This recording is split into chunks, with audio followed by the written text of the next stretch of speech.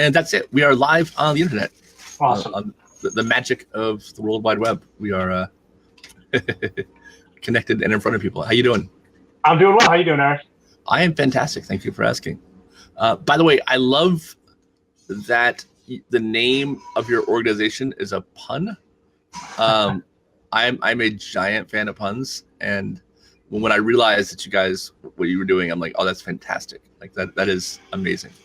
You know. Yeah. Well, I mean, Rees's name fit, so right. It all fit with our story. So it was kind of a natural thing. So, and I do have to qualify because you mentioned that right away. Everyone thinks that we named my son Rees with our last name Specht, and I didn't do that. His name was Richard Edwin-Ehmer Specht. Right, so, it was an acronym essentially, right? Yeah. And my mother, when he was born, my mother-in-law noticed because she noticed that his initials are REES. She's like, he's Rees. Yeah. And I said, Mom, so am I, because I'm Richard Emmett Edwin Specht. So I'm actually a Rees too, but I never went by it. I never did that. Right. But my mother-in-law, I was a junior, so I was always called Little Richie. And okay.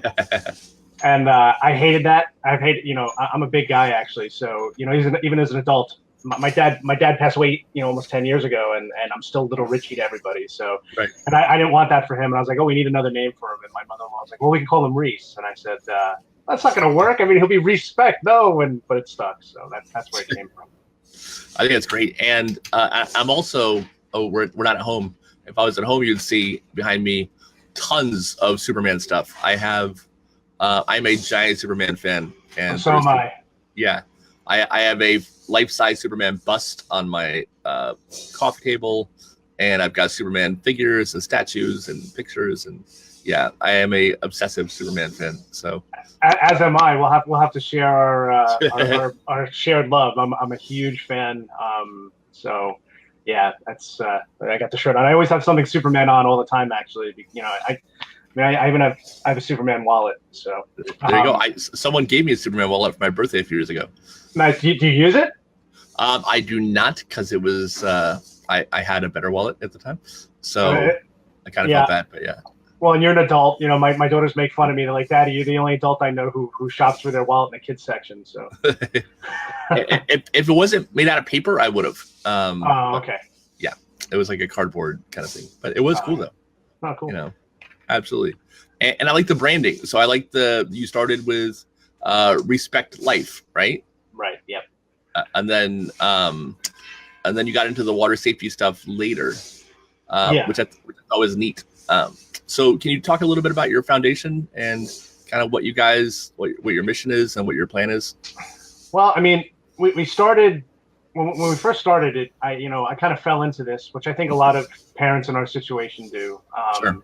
We had lost Rees 2 days before Superstorm Sandy to a drowning, and you're in the Northeast, right? Yeah. I was. It was October 27th. Yeah, October 27th, 2012. And it was 2 days before Sandy was coming, and I was getting ready for the storm, and we knew it was going to hit. There was no doubt. I mean, this storm was the size of the Atlantic Ocean, and when we knew it was coming, I told my wife, all right, we got to get ready. We got to get the house ready. And she was going to go out and get all the food and stuff we needed to get through everything. And at the time, we had 3 children. My daughters, Abigail and Lorilei, were 7 and 5, and Rees was 22 months old. And she was going to take all 3 shopping. And, I wanted to, it's funny, I wanted to be the hero. And I saw he was acting up, being a typical toddler. And I could see the stress on her face. And I said, leave him home with me.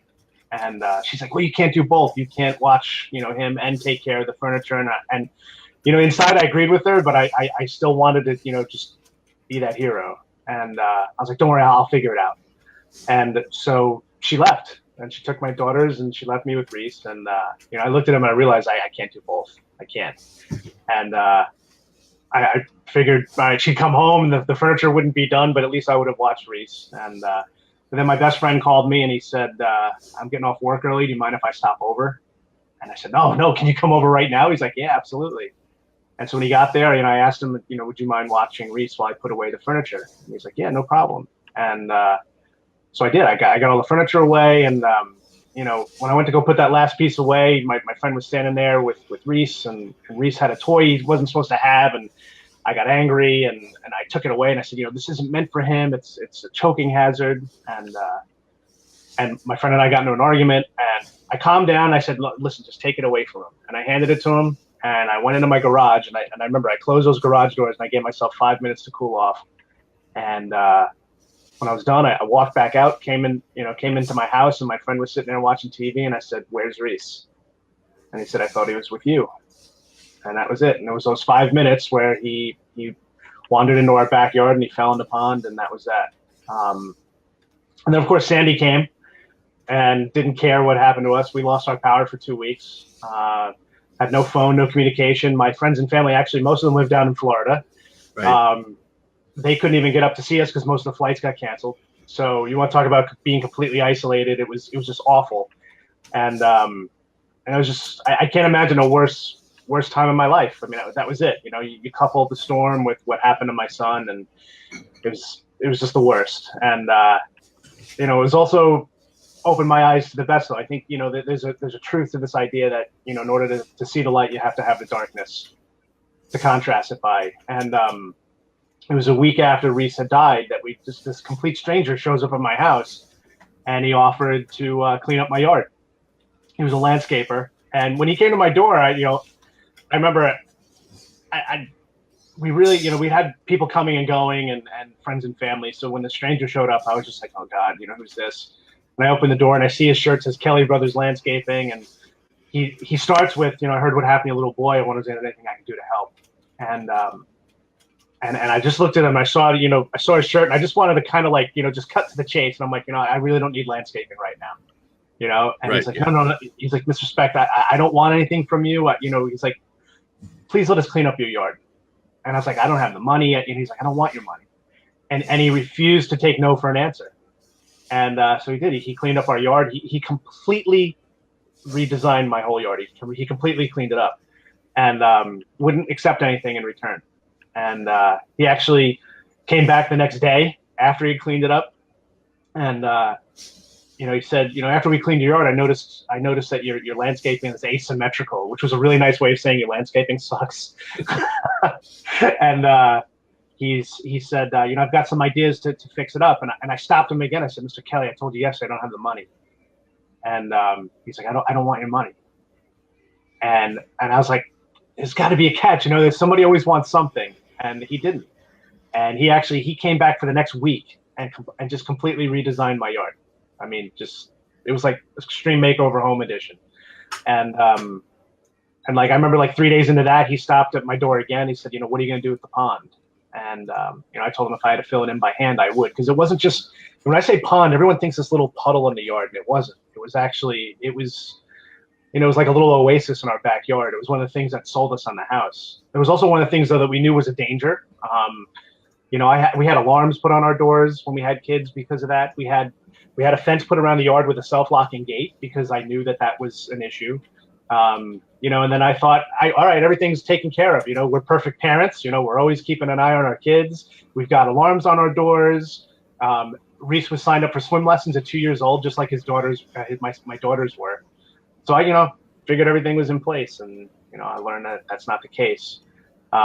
But then, I had this man come and say, I'm going to fill in the pond. And I said, you can't, it's too expensive. That's too much. You've done too much. And before I could say no again, the backhoe was already pulling into my yard, ready to just fill it in. And, this day he never took anything. He wouldn't let me advertise. He wouldn't let me do any of that. And, that stuck with me. And everything that people did for us stuck with me. And I said, we got to pay them back. And, I told my daughters this. I remember we were sitting at the dinner table, and I said, we have to pay these people back. We have to do something in return. And I offered to do things, and everyone said no. It was universal. No one would let us pay them back. And so my older daughter says, Daddy, why don't we just do random acts of kindness? And I said, what, that's great. Let's just do that. And I said, how many should we do? And my youngest daughter goes, 5 million. And I'm like, I need a realistic number. We decided on 500. And I said, when we do it, we have to give people a reason. I want people to know why we're doing it. And I said, I think Rees's name is perfect. ReesSpecht. Isn't that what everyone did for us? Treating others the way you'd want to be treated. And so that's where it came up. We ReesSpecht Life. And we used the picture, actually, it's not a coincidence. My last picture of him is him dressed as Superman. Mm-hmm. Yeah, I saw that on the website. Yeah. Yeah, that was, it was the night before. The night before he died was my wife's. They had a safe Halloween at her school, and so they were going to do like trick or treating and stuff. So he was dressed as Superman. That's my last picture of him. So we took that and we ran with it and we made these little cards. So there's the card there, and for each one we left one of the cards. So for every act of kindness, we'd leave one of the cards, and it turns out that when we started doing that, people were doing exactly what the back of the card said, which was, spread a little kindness. That's all we asked. We said, if you were the recipient of this act of kindness, please pass it on and do something super for someone else. And they did, and it kept going. And then people started asking us for the cards. And what kind of acts of kindness were you doing for people? We just did random ones. Like the first one we did was actually probably my favorite one because it's what started it all. We went to a Dunkin' Donuts near my house. And it was 7:30 in the morning on a Monday morning. It was over February break, like President's Day holiday for my kids. Mm-hmm. And we pull up to a drive-through, and my daughter's in the back seat, and I was like, I'm going to pay for the car behind me. And my girl's like, yeah, that's awesome, Dad. Let's do it. So that's what I did. I paid for the car behind me, and I left the card, and I drove off. And my girls were upset. They wanted me to like stop and interview the lady behind me that we just bought the coffee for. Yeah. And I'm like, no, I'm not doing that. And they're like, but we want to know. And I'm like, well, turn around. What do you see? So they turn around and they're looking at the car behind me, and they start narrating, and they're like, oh, Daddy, the lady in the Dunkin' Donuts is handing her the card. Oh, Daddy, the lady's reading the card in the car. Daddy, she's crying. You made the lady cry. I'm like, oh God, that's not what I wanted. Yeah. And then she's like, now the lady in the Dunkin' Donuts is pointing at our car. And I'm like, oh God. And then she's like, oh, the lady in the car, she's smiling, Daddy. She's waving at us. She's smiling. Daddy, she's getting out of her car. And I'm like, oh, and I drove off. Right. Because I wanted it to be random, and I always wanted it to be kind of like almost like a clandestine act of kindness. I didn't want it to be overt. That's why we did the cards. So we would just do things like that. Like, I would pay for someone's dinner at a restaurant and stuff. And, we ended up doing our 500 acts of kindness. It took us about probably about 2 years to do them all. Right. But along the way, all the cards we put out, people started ordering them from us, and it just started growing. And it grew off of Long Island. It went into like Connecticut, and then it just kept growing out and out and out until basically, long story short, here we are 5 years later, and we've distributed 500,000 cards, and to every continent on Earth. So they've gone everywhere. And it continues to grow. We get orders all the time. We get new stories of kindness all the time, and so when that happened, I said, all right, we're going to make a foundation out of this. Right. And so that's what we did. And we said we're going to be all about kindness because we knew it made the difference for us. And I actually had people ask me. They said, well, are you going to do anything about water safety? And I said, no. I said, I don't. I was like, I failed at it. Drowning prevention. I'm a failure. Why would I be the person who would advocate for water safety when I screwed up in the first place? Mm-hmm. And they're like, yeah, but you could share your story and make a difference. And I was like, people are going to know the story through what we do, so I don't think it's necessary. So I avoided it big time, both my wife and I. And I think it just hit too close to home, and we're like, let's focus on what was positive for us, which was the kindness. And that makes perfect sense. I think that's a very natural reaction that I think a lot of people have. Yeah. I mean, I really felt hypocritical. You want me to talk about water safety? Well, like I said, I failed at it. So I just wasn't ready to do it. So the foundation kind of took on this goal of doing kindness and spreading it. And, the educator in me, I was a science teacher for 16 years. Okay. So the educator in me, decided that I really want kids to get into this. So I ended up writing a children's book to reinforce that idea without telling, I wanted kids to understand this power of kindness, but I didn't want them to be burdened with our story. I didn't want them to know that, my son had died, and this is why. I wanted to kind of distill the essence of what our foundation was about down to its basic roots. And I said, in that way, what we're doing is really planting little seeds. And, those seeds don't grow unless you do the things to cultivate them. And Rees's favorite thing in the world was tractors. So this idea of making the story about him being a farmer, riding around on his favorite tractor, named Tractor, and spreading little seeds of kindness and getting other people to help those seeds to grow was kind of a natural thing. So I wrote the book, and then things really took off from there. And I had places asking me to come and speak about our experience. And it would vary. It'd be like, kindergarten groups wanted me to come and read the book, but I had like high schools and colleges wanting me to share our story about what we did and how we kind of turned this around. And it kind of took on a life of its own, and that became another aspect of what the foundation did. And I actually ended up leaving teaching, and now I've gone around the country telling our story and trying to inspire kids to choose kindness, because it is a difference maker. Obviously, it made all the difference for us. And so, how long have you been doing it full time? I just finished my third year of doing it. So wow, that's awesome. Yeah, it's crazy. I mean, it certainly put me in a different life trajectory than I thought I'd be. Sure. I'm still teaching. It's just my classroom changes every day. Right. Yeah. Yeah. So, but the water safety thing came separately, completely separately. I kind of fell into that too. So, I mean, but you did decide to get into it eventually. So you had a few iterations first. You had, ReesSpecht Life, right? Was that first? Yeah, the foundation's name is the ReesSpecht Life Foundation. And then ReesSpecht Kindness, which is the book, I'm guessing, right? Yeah, it was actually a little ReesSpecht Cultivates Kindness. So that's the book I wrote. Yeah, there it is. Awesome. And who illustrated the book? Actually, a friend of mine since kindergarten, my friend Adam Smith. When we developed the cards, when we were going to do the cards, I immediately reached out to Adam and I said, you're an amazing artist. I've known you my whole life. Would you mind? The art is amazing. Yeah, he's always been like. I was in kindergarten, so I tell the story. Like, I remember in kindergarten when I'm still trying to color within the lines, and I couldn't. And then here he is, like drawing his own characters and coloring them. I'm like, wow, I didn't know you could do that. So he's always been an amazing artist, and it only got better as we got older. So after Rees had passed and we decided we were doing this, it was a no-brainer for me. And I reached out to Adam and I said, would you mind doing like a little logo? I want something that stands out, but I want it to be positive. I wanted everything to be positive. I didn't want this to be a tragedy. I wanted to be kind of like that triumph over, the worst thing. I wanted people to be inspired by it. I wanted people to realize that there is coming back from awful things, that, it's a choice. And I wanted somebody that embodied all that. I told him all this. And like the next day he develops the logo for the card, which is, right there. So, and right. That little caricature of Rees, and I was like, perfect. That's what I wanted. I wanted something that elicited happiness. And so when I came up with the idea for the book, there was no one else I was reaching out to, and we really put it together super fast. It literally took only a couple months, and had it out and self-published, and it was a huge success. And we have actually 2 more books coming out now. One is a water safety book actually, and another one is for against bullying. So that's awesome. But yeah, so that was all a part of what we did. Like I said, it was that natural growth of the kindness aspect of the foundation.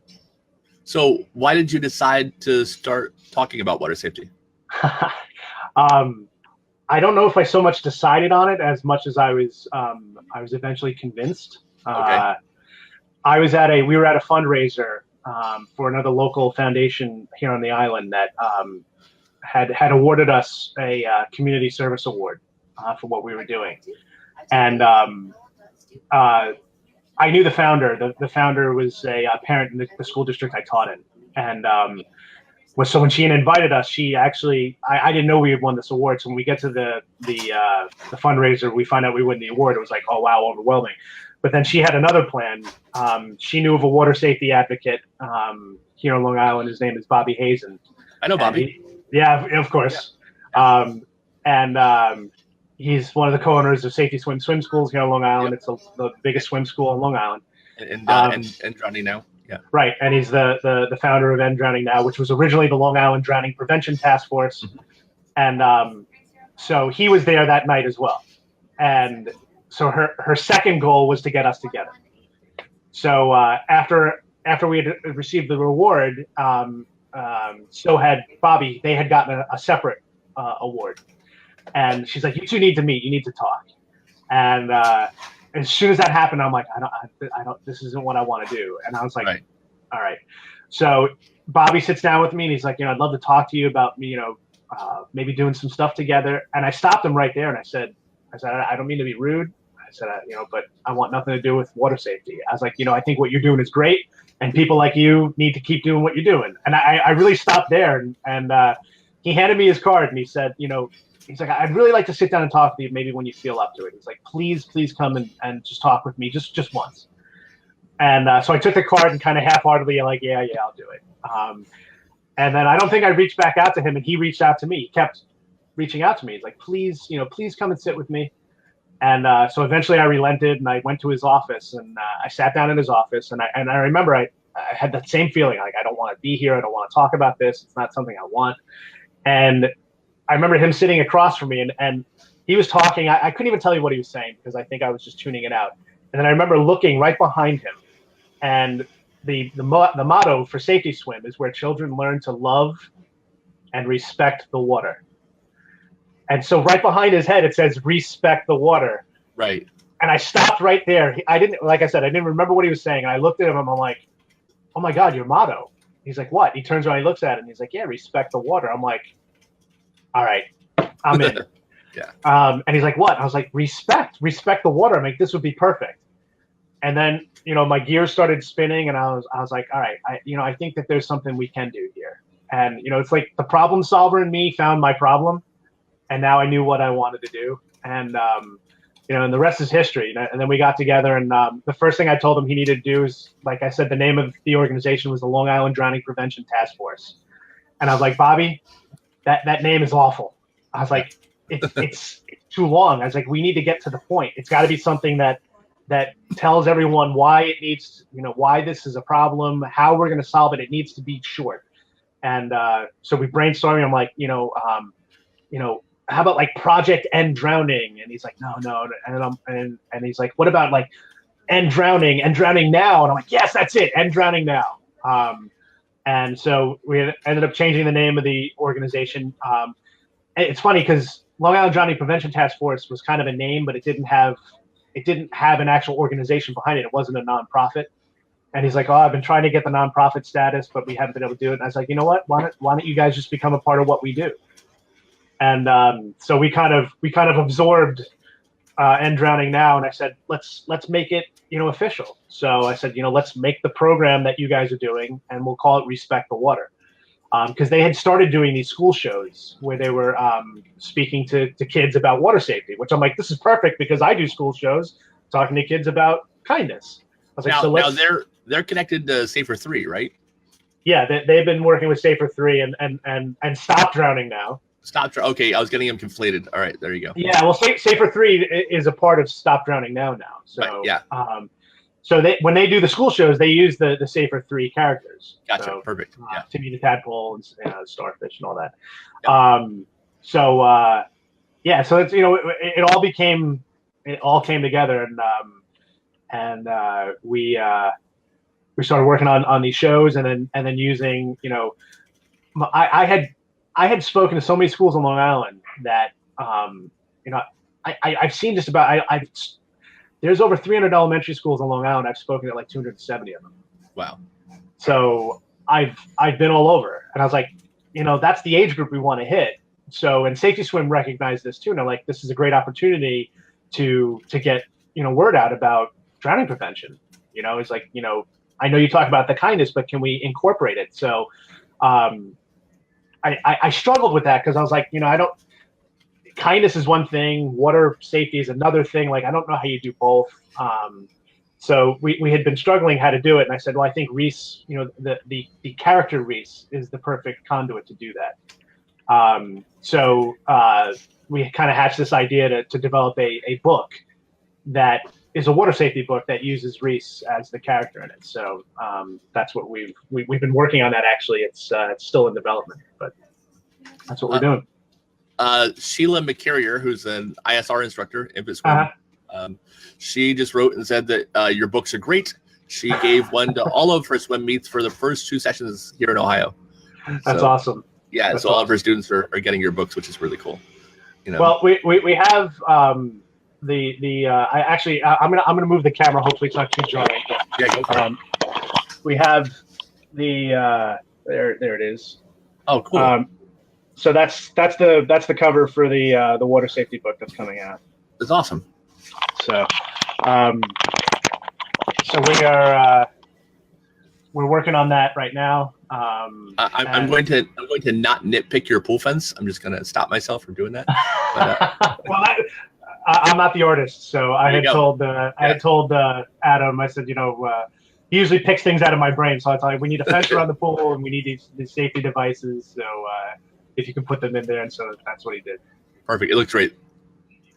Yeah, absolutely. So, and I ask this question a lot because, unfortunately, better or worse, I end up talking to a lot of parents who have lost someone, right. And there's always someone who is responsible for supervision. Are you still friends with your friend? No, yeah. But it's not for the reason you would think. Okay. I mean, it's related to it, but I did not blame my friend after Rees had passed. I remember that night vividly. He's like, "Oh my God, it's my fault." And I made it a point that night. I said, "No, it's not. It's it was an accident. You thought he was with me. I thought he was with you. The end." Right. I was like, if it were anything else, then the police would be charging one of us with something. I was like, so it was an accident. And I stood by that, and I never pointed a finger of blame. I never felt, that's something I've always felt deeply. Society, I think, looks at things black and white when I think the reality is more gray. And, kind of our sense of justice falls into this, like someone has to be at fault. And I was like, the fault here is miscommunication. My friend thought he was with me. I thought he was with him. At the end, what more can you say? And so I stood by that. So for, my friend and I stayed friends for the next couple of months. Unfortunately, Child Protective Services was involved, and they wanted to point the finger of blame at somebody. There had to be someone who had to be at fault. And they contacted me and said, we think that you were negligent as a parent. And they tried telling me that I was a child abuser. The New York State Child Protective Services was going to label me a child abuser for what had happened to my son. Right. And I said, how is that abuse? I said, I did everything I what more could I have done? I said, I asked a friend to watch him. There was a miscommunication between us. I'm like, I can understand if I had, thrown my son into the pond, sure. Lock me up. I said, but I don't understand what you're trying to accomplish here. And I had asked the agents that. I said, what are you actually trying to accomplish? How does this serve the greater good? I said, because if it does, if you can give me a reason, then I'm all for it. If what you're going to do to me is going to help other families and prevent this, then fine. But how is this serving the greater good? And they never had an answer. It was always, well, this is what we have to do. And I said, well, there's a problem with that, and yeah. So I called my friend and I said, listen, I need you to help me here. I need you to tell them that, to back up that I asked you to watch Rees. And I'll never forget it. He said to me, he's like, well, I can't do that. And I said, what do you mean? I was like, that's what happened. He goes, yeah, but I want to have kids one day, and they've been talking to me, and I've been advised not to tell you that. No, I can't help you. So I found out he had already gotten a lawyer. They had actually gotten a lawyer. His parents had actually gotten him a lawyer pretty much right away.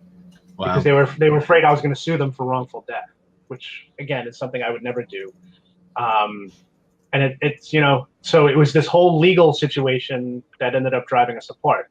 And that kind of ended our friendship. But what's interesting is that I've actually reached out to him over the years. I said, "Come on, sit down with me. Let's go grab a coffee. Let's talk."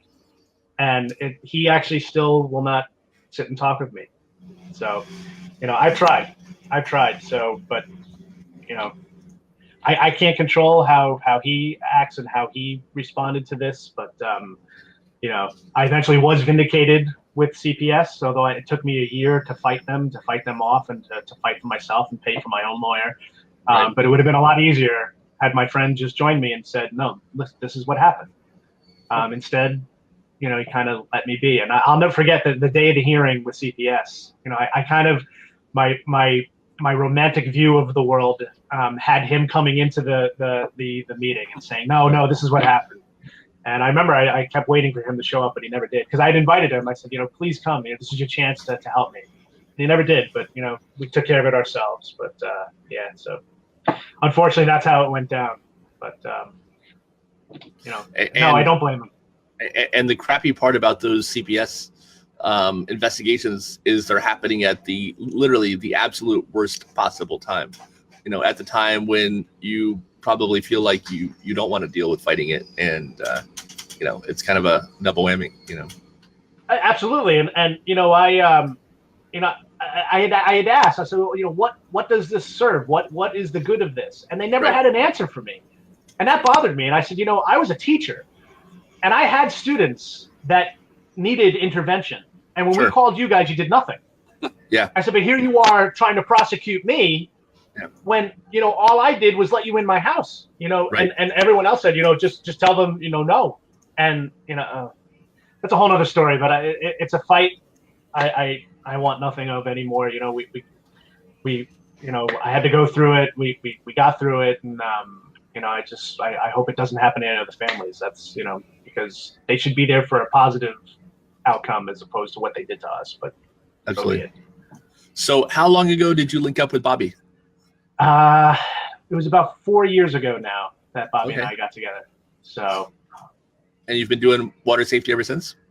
Yeah, we've been. I mean, the way I look at it is like it's kind of like a two-headed monster. Bobby really focuses on the water safety aspect of things, and I kind of defer to him, when it comes to water safety ideas, and I still do the kindness stuff. Well, I should say I still did the kindness stuff as of this year. Next year, I'll be doing both. So next year, I'm going to be doing the water safety shows and the kindness shows. Safety Swim basically said, we want Bobby back. And we came up with a solution that would enable me to do the water safety shows, and him to still be a part of what we do, kind of a behind the scenes approach. So in a way, our roles are reversing again.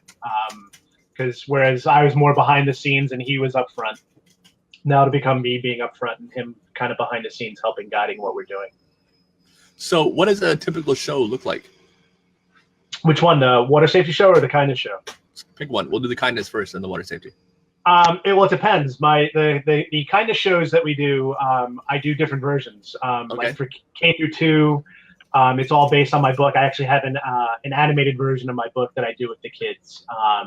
And it's interactive where I have some seeds and I ask them how they grow, and I sing with them, and we get them, we try to inspire them to go out and spread their own little seeds of kindness. And actually all the kids end up getting a little card that says you've been given the seed of kindness with the help of little ReesSpecht.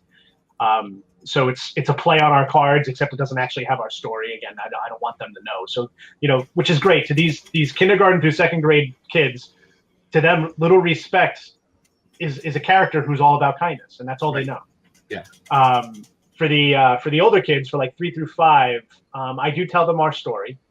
I don't tell them that Rees passed, though. I tell them that there was an accident, and I leave it at that. So I don't get into any of the parts of the story. So there's no real mention of water safety or anything in there because they don't know that he drowned.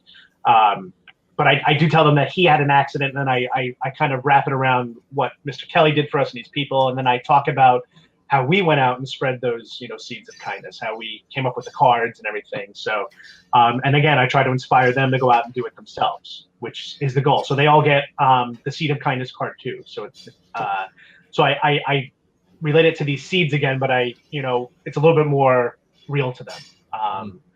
And then when I speak to high schools and like junior highs and colleges, I tell them the whole thing. They know, and I talk about choice, and I talk about perspective, and really try to get them to think a little bit differently about how they see the world.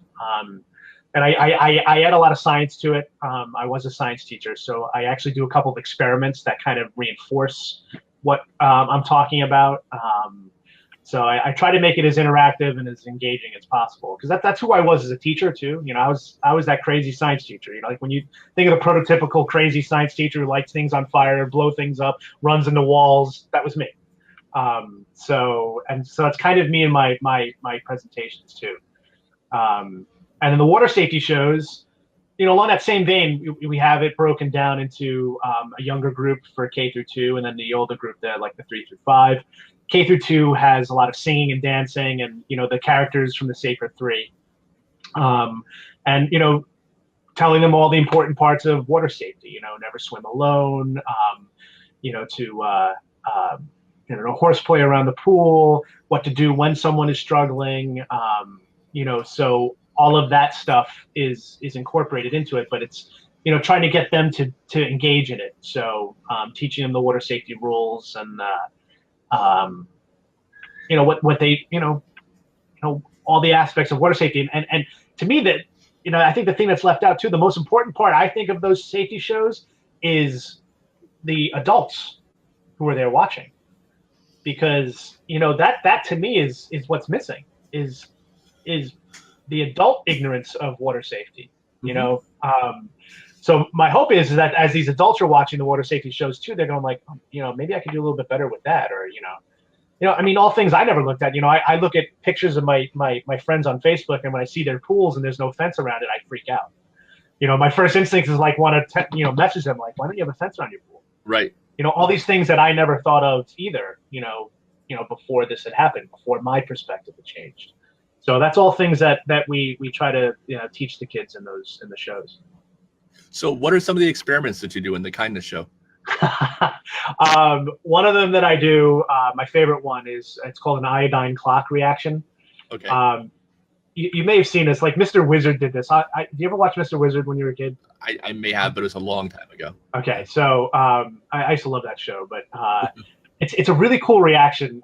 It basically, the reaction starts, you have these 2 clear beakers. So you have these 2 beakers that have a clear fluid in them. And as far as the kids know, it's just water.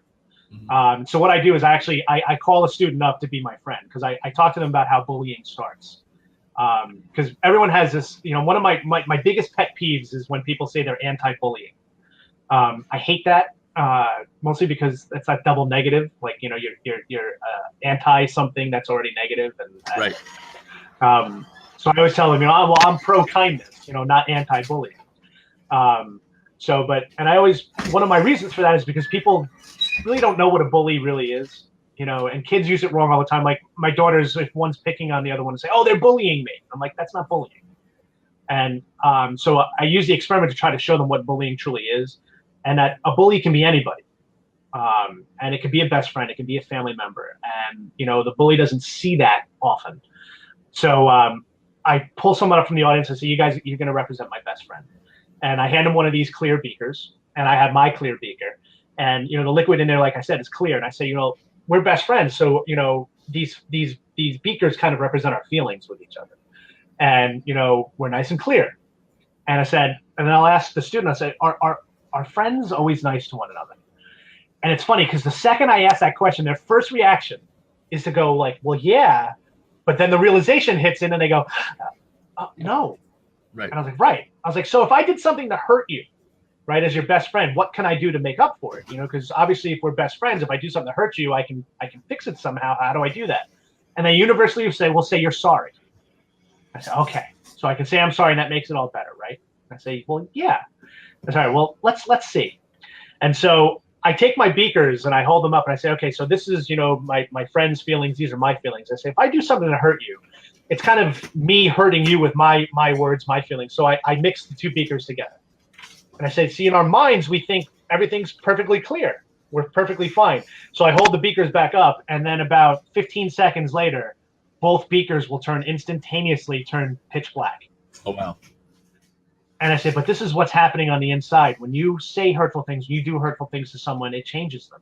It hurts them on the inside. I said, but, you know, you can't see someone's feelings. So, you know, I think it's funny if we hurt someone physically, we can see the blood, we can see the bruise, and we think of things we can do to actually treat what we did. no one would think that if I cut someone, just saying I'm sorry stops the bleeding, right? So, but when we hurt someone's feelings, we think saying I'm sorry is the beginning and the end. Right. And it's not.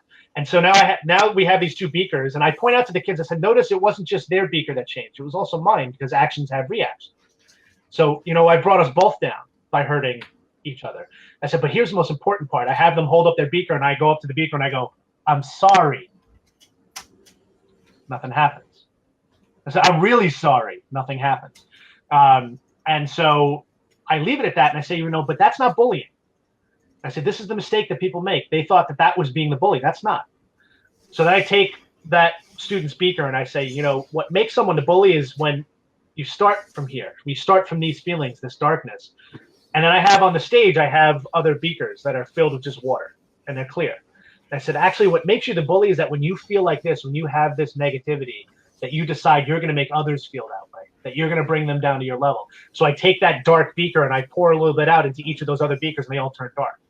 And I said, that's the bully, because it's a choice. They're choosing to take how they feel and make others feel that way too. And that's exerting a power over someone, trying to prove that, your way is the right way. And that, my feelings, if I feel this way, you're going to feel this way too. I said, so being a bully is a choice, and they can see it. And as, and there's this powerful reinforcement that, when they walked in, they saw all these beakers on the stage and they were all clear. And now they've all been turned pitch black. And I actually leave the beakers there. And then I tell our story about, kindness. And I tell them about what Mr. Kelly did for me. And I actually pull up one of the beakers and I say, guys, this beaker, that darkness. I said, that happened to me when Rees died. That's how, when Rees's accident, I don't tell him he died if it's the younger kids. I said, but, where these feelings come from doesn't matter. And I had this, this darkness, these sadness, this anger. I said, so this is how I felt on the inside. And then I pull out another beaker and I say, but here's what Mr. Kelly did. And so I have another fluid in this third beaker that represents Mr. Kelly. And I pour his in, that represents his kindness, and it turns my beaker from pitch black into crystal clear again. So now it's clear. And I say, well, that's what kindness does. And then the best part is then I talk about how our foundation, what we did with the cards and stuff and how they spread out. And what I do is I actually take my beaker now that has Mr. Kelly's kindness, and I pour a little bit of my beaker into that next beaker that's dark, and it clears that one up. And then I take that beaker and pour its contents into the next beaker, and it clears that one up. And then I take that beaker and successively pouring each one in clears each other one up until eventually now all the beakers on the stage are turned back to crystal clear again. To kind of give them this idea that, that's a little bit of kindness goes a long way. So it's this visual reinforcement of what we do. So that's my favorite experiment. That's the one that really gets them. And I do that experiment actually with almost all the presentations I do, because it's such a powerful reminder. And it's this, it's this, this visual that you normally can't see. This is how we feel. This is how, actions have reactions. Newton was right. Yeah, absolutely. And, right. And that's super cool. Have you heard of it? Have you heard of any kids doing any acts of kindness, or any of the people you've given cards to? Oh yeah, thousands. We have a section on our site where people can share their stories, and we constantly get stories shared, or on our Facebook page. A lot of teachers will actually send me letters. I have literally binders full of letters from kids. Binders. And I keep them all. So I tell the kids that if you share stories, I keep them all. So whether digitally or written on paper, I have literally thousands of stories of acts of kindness, big and small. All sometimes it's just a kid who said, I got my neighbor's cat out of a tree. I had another one where someone left a $3,000 tip on a waitress's bill because he had heard that she was having a tough time. Wow. So it ranges from all different values, and I always it's funny because that $3,000 tip story that actually went viral when I'd been given a copy of that receipt. I shared it on our Facebook page and said, wow, what an act of kindness. Someone left a $3,000 tip and actually didn't even have one of our cards, which I think is cool. So on the back of the receipt, the person who left this wrote our story and wrote about why he was doing it and how we had inspired this, and asking the waitress to then pay it forward too when she's able to. So when I had shared that picture, it went viral. I had different news people reaching out to me, like Today Show, and I had actually a reporter in Japan reach out, Germany. And it's funny, they all universally asked me the same question. They said, "Is this the biggest act of kindness your foundation's ever seen?" and my answer to them universally was no. And they'd be like, "Oh my God, what was?" And I would always answer, and it would always throw them off. I'd be like, "I don't know, the last one." Yeah. And they'd be like, "What was that?" And I was like, "I don't know." And they're like, "I don't get it." And I said, "Well, that's the problem. You're putting a value on kindness where it's just the act that matters. It doesn't matter how big it was, how small it was." I said, "So no, this isn't the biggest act because they're all big acts." And it's funny, they none of them got it though. So they're like, "Oh, okay." That's not what they wanted to hear. They wanted to hear, right. Yes, this is the biggest one. Like, oh my God, and I want it to be about the kindness and not about, a dollar value or anything like that, which is, again, I think a societal thing where we try to, put a value on everything. Everything has to, be more, better, no, you do something nice. It's nice. The end, just keep doing it. Right. And it's hard, because I was even hesitant to ask you if you had a highlight or a favorite, because I had the same thought that, I really did. I was like, even before you said it, because, they're all, awesome in their own way, I do have a favorite. I'm going to be honest. I do have a favorite. And I actually share it in the shows. There was a little boy who his mom had received the card in a drive-through, and they got it at the drive-through, and then they went to a petting zoo that's here on the island. And the little boy saw that you had to feed, in order to feed the animals, you had to pay. So he asked his mom, he said, "Well, Mom, what about the boys or girls who don't have money to pay to feed the animals?" And she said, "Well, they can't feed the animals." So he's like, "Mom, I know what you're going to do with that card." And he took out his allowance money, and he said, I want to pay for it. Can I pay for and the mom had written to me and shared me the picture and said he came up with this on his own. This was all his own thinking. And I was like, all right, this is awesome. This was like a 7-year-old boy who had just experienced the kindness himself, seeing what it had done to his mother, and then decided that he was. So that's my favorite story, because I think that's just everything I had ever hoped for from what we did. So that, and bar none. I'm sure your own kids have to be, the example that they've, seen through this has had to have shaped them, I imagine they must be kinder people. It'd be hard not to be. I would hope so. I almost feel it's like self-serving if I say, yeah, they're the best kids ever. Right, but obviously every kid has their issues, but they are. I think they've been shown a way that, a coping mechanism and an understanding of how important kindness is. They do exhibit it. I don't think it's a coincidence, but both my daughters won their character awards in their 5th grade year from their school. It's an award given out by the New York State Attorney General called the Triple C Award. It's for courage, conviction, and compassion. And both my daughters won it. And there's only 1 or 2 recipients from each school that gets it, and it's selected by the Attorney General, and they both got it. So I think they're both kind of dedicated to this and carrying on their brother's name and being kind. We have shirts that say "Cultivate Kindness." My middle daughter wears one almost all the time. So I think in her school she's known as the kindness girl. So I love that, because it's a difference maker. So. And they know it makes a difference. For sure. Does your wife work? Yeah, she's still teaching. She's a high school German teacher, actually. Oh, wow. So she teaches in the same district that I used to teach, and I literally just resigned from my district. So I took a 3-year leave of absence and wanted to see if this whole speaking thing would work out, and it has. So but she's still teaching. So, and she helps run the foundation too. So she kind of puts on 2 hats. She actually processes every order that comes in. So all the cards, basically all the 500,000 cards that have gone out, are pretty much passed through her hands. So. Wow. And every book, everything, it all goes out. She processes all of them. What grade did you teach?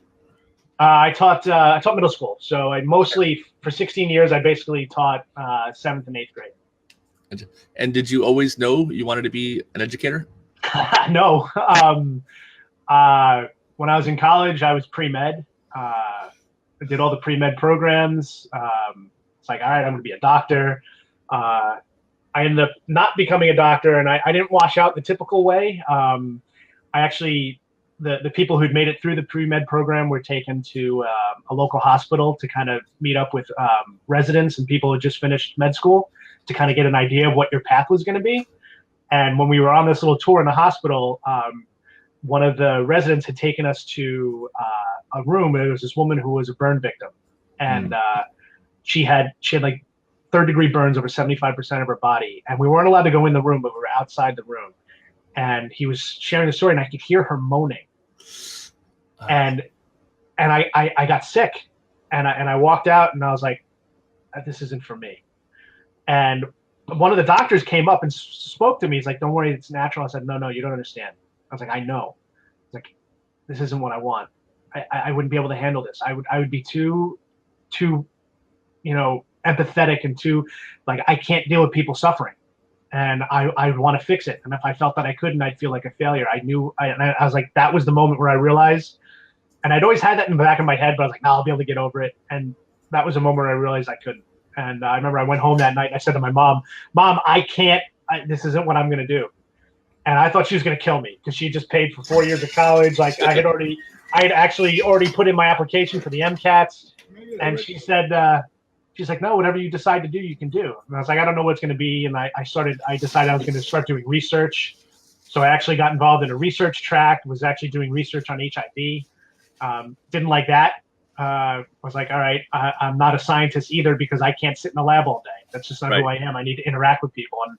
And lab science is actually like 95% of it is incredibly isolating.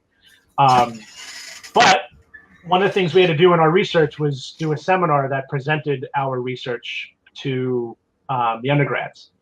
And so my seminar class talking about our research was a hit. And because I brought in all these visuals and I was doing all this stuff that, wasn't just me just droning on about what we were doing. And I had people come up afterwards and they said, do you ever think about becoming a teacher? And I remember my answer was, no, why would I only want to be a teacher? Right. Like it was beneath me, and that was, again, a societal thing, teachers, those who can do, those who can't teach. And I was like, no, I never really thought of it. And the more I thought about the feedback I got, and the more I thought about how much I enjoyed it, I was like, maybe this is something to pursue. So after I had left school, I actually came back home and I entered into a teaching program and never looked back and loved every minute of it. So, I fell into it, but thank God, because it was what I was meant to do. Yeah, absolutely. And it seems to be a good fit for you. And, I loved the article you wrote on your website about why. Oh yeah. It's great. When I wrote that was actually, I wrote that the night our power came back on after Sandy. So I had been itching to write. That's the other thing I like to do. I write a lot. I had been itching to write something, but I can't do it unless I'm typing. I can't write it on paper. And, we had no power. So the night the power came back on, I had written that because, like when I wrote that, it was about making these connections because I guess that's the kind of like the scientific brain. There has to be an answer to my questions, and if there's not an answer, I need to find it, so, so that's where that came from.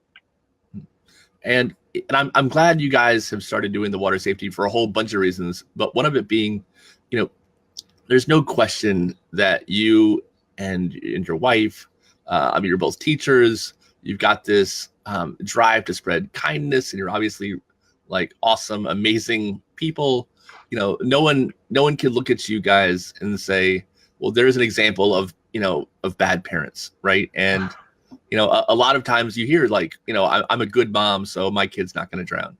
And the reality is, I think with very few exceptions, every set of parents I've talked to are all good parents. And the more we can do to shatter that, that error, that misrepresentation, and the more examples we have, unfortunately, I think the better it does for drowning prevention and water safety to know that, no, it happens to really, really good parents.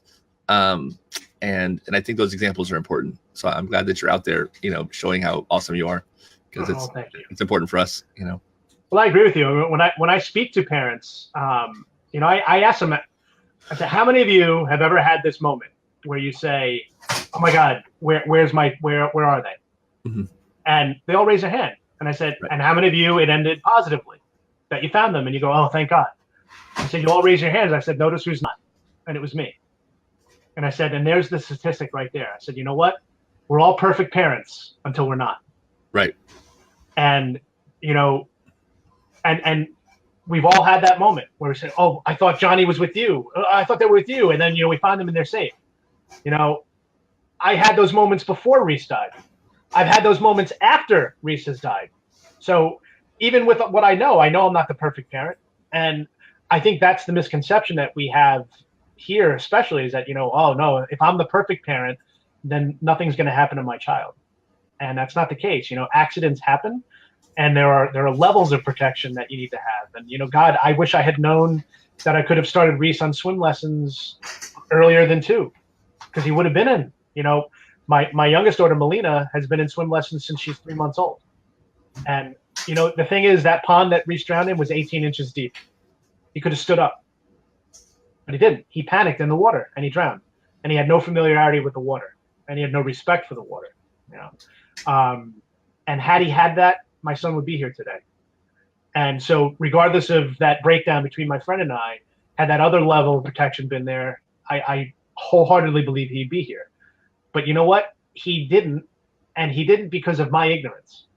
And my ignorance is something that could have been corrected had, you know, there been more widely available information about all the levels of protection, which is why, as an educator, I realize that education is the key to stopping this. You know, when I see kids out riding with bike helmets every day, and I think back to my childhood when no one wore a bike helmet. If you did, you were a loser. Right. Me too. And now it's ubiquitous. Yeah. And I think, well, the reason that happened is education. Mm-hmm. People were educated about the need for this. And that's what's missing in water safety, is this widespread education that needs to happen, which is why that's what we're trying to do. Because, you know, the educator in me realizes that's where it's got to start. Because you can't solve a problem until people realize the problem exists. And you can't, if you don't know a problem exists, it means you're ignorant. And the cure for ignorance is education. So therefore, that's the solution as far as I'm concerned. And you're 100% right. And, you know, there's a lot of people doing stuff in water safety. And I think that you guys are on a particularly effective track. And I like it a lot. I really do. I think you guys are doing awesome, fantastic work. Thank you. And I hope you guys keep going with it for a long, long time. You know, I plan on being in for the long haul. Yeah. I plan on being in this for the long haul. So before we wrap up, so I got to know, why Superman? Why Superman? Yeah, why Superman? Why is he my favorite hero? Yeah. Okay. Choice. Yeah. That, you know, I think everyone has it wrong about Superman, that his greatest power is, like, you know, his strength or his flight and everything like that. And you know, I actually, and I'm sure you know this, his true power is his ability to choose to do good with the power he has, because he is literally the unstoppable force. Sure. And with that means that nothing, you know, there's literally no restraints he would need to have. Like, if he wanted money, he could just go take it out of the bank. Right. Yeah. But so his true superpower is his character, is his choice. So in a very real way, that comes back to everything that we're about, because it's a choice. So that's why Superman stands out to me, because, you know, he's got that great power. And I know I'm ripping off Spider-Man, but he's chosen responsibility for that power, as opposed to and dedicating that power to the betterment of everyone else, not just himself. Right. To me, that is the embodiment of everything that I believe in, which is why, you know, I'm a Superman guy. And it's funny, my roommate in college is a Batman guy. And I was like, you know, Batman's the opposite of Superman. You know, come on, you know, he's all about himself, about making himself feel better. And, like, you know, I realize he's fighting crime, but, you know, no, to me, Superman, it's choice, and that's his superpower. So that's why it's always been. Well, everyone is a Batman fan. It's rare to find another Superman fan, so I'm glad to know you. There's not that many of us, you know. Yeah. Well, certainly not as many as Batman. That's true. Yeah. So. And I'm sad about the recent movies, but that's a whole another discussion, you know. So. Yeah. We actually we had done a fundraiser for Man of Steel when it came out. And I remember afterwards, I was like, oh man, I'm sorry. I was like, that's not my Superman. But yeah, I thought Man of Steel was okay, you know, okay. but it wasn't great. I have a problem with the Kevin Costner scene where he's like, you know, should I let him die? And he's like, maybe. Like that's not Pa Kent. You know, Pa Kent doesn't say maybe let him die. You know, that's no. Pa Kent wasn't the gray area. No. No. So, but no. So I'm glad for that. What are you guys up to? You know, next that you want to let people know about? You have any events coming up? Anything you want to plug, essentially? Oh yeah, well we have a water safety. We're calling it a gala at the Long Island Aquarium on October 26th. Trying to raise funds for our water safety initiative. We have an animated television series in the works. No way. Yeah. So I have the pilot episode's actually being produced right now for Little ReesSpecht Cultivates kindness. But along with that, piggybacking on that, we're actually doing a water safety PSA that is using the same characters to teach children water safety. So okay. And our plan is to release that, you know, for free, you know, everywhere. Just a little 5-minute short to teach kids the basics of water safety, and hopefully their parents too. So we're hoping that gets like, you know, wide traction, and you know, is another way to kind of clandestinely teach people water safety and those important aspects. So so those are two big things that are coming up, and you know, it's exciting. It's exciting to have this. So, have you ever met Steve Berger? No. He's our lifesaver in Long Island, and you know, he's in the middle of his season right now. But you know, he's, you know, our dealer for there. He installs pool fences. He's been there for 15 years. And he works with a lot of the, you know, water safety organizations that are local there. He goes on the news a lot when there's a drowning or something. But I'll have to make sure, you know, you guys have each other's information, because that'd be great. Yeah, he'd appreciate knowing you. Yeah, I'd love to know him. Awesome. So where can people find you? www.reespectlife.com, which is of course spelled the way we do it, which is ReesSpechtlife.com. Right. Or actually, it's even easier if you go to cultivatekindness.org. That's really for the school shows, but it links back to the foundation as well. Yeah, that one's easier to remember, and easier to spell too. And only if you're not you. Yeah, right. Yeah, for me, I can get it right. Yeah. And we're obviously on Facebook and Instagram and Twitter, and you know, we have a pretty big following on Facebook actually, so it's nice to have. Gotcha. Any one last thing you want people to know before we wrap up? Yeah, you know, do something for someone else because you can. I think that's the message. And if whatever that is, you know, whatever it is that you do it for someone else. And you know, that's how I think we make the world a better place. So perfect. Well, thanks, Rich. I really, really appreciate it. It was. Thank you, Eric. This was great. Awesome. It was good meeting you finally and getting to know you better. And likewise. All right. Be well. All right. Thanks, Rich. All right. Bye.